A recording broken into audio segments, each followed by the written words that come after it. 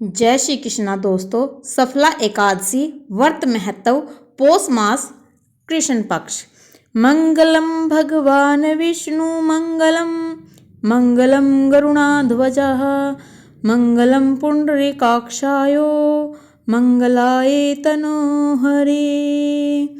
युधिष्ठिर बोले कि हे मधुसूदन, पौष मास के कृष्ण पक्ष की एकादशी का क्या नाम है तथा इस दिन किस देवता का पूजन किया जाता है और पूजन की विधि क्या है।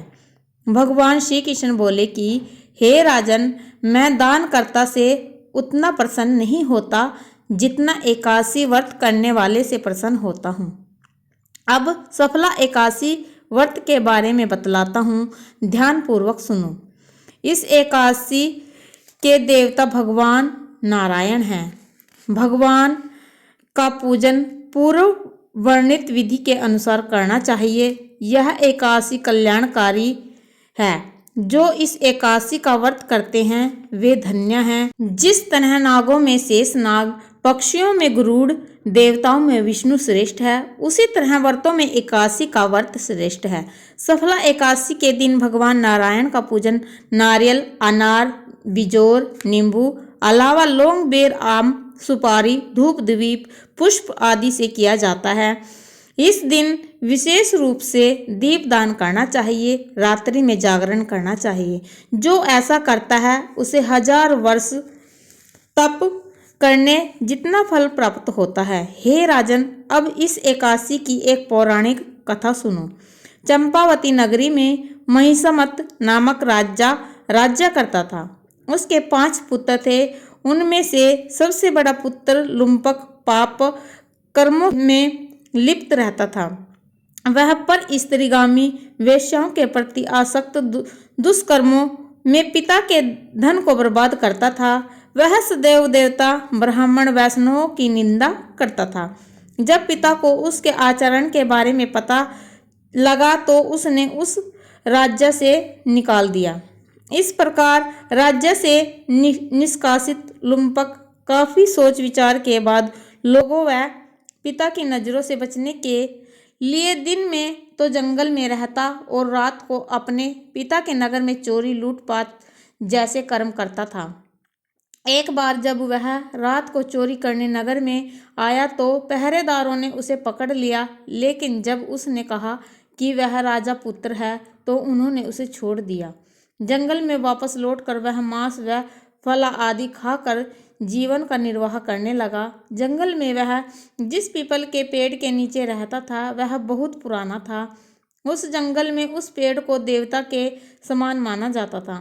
कुछ दिनों के बाद पौष मास के कृष्ण पक्ष की 10वीं के दिन लुम्पक ने पेड़ों के फल खाए और निर्वस्त्र होने के कारण रात भर वह सर्दी में ठिठुरता रहा। अधिक ठंड लगने के कारण वह मूर्छित सा हो गया। वह रात भर सो नहीं सका था। अगले दिन सूर्य उदय होने पर उसकी मूर्छा नहीं टूटी। उस दिन सफला एकादशी थी। जब सूर्य के तेज ताप के कारण उसकी मूर्छा टूट गई तो वह ठुठुर कर जंगल में भोजन की तलाश में निकल पड़ा।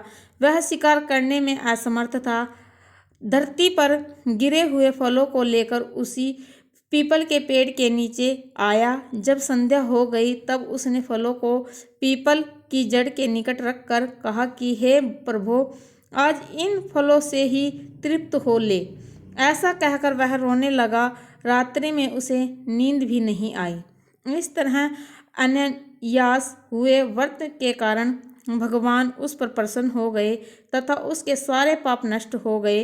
अगले दिन सवेरे एक दिव्य अश्व घोड़ा जो नाना प्रकार से सजा हुआ था उसके सामने आकर खड़ा हो गया।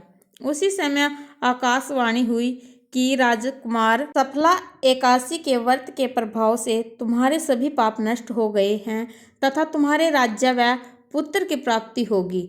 आकाशवाणी सुनकर वह अति प्रसन्न हुआ। उसका रूप दिव्य हो गया।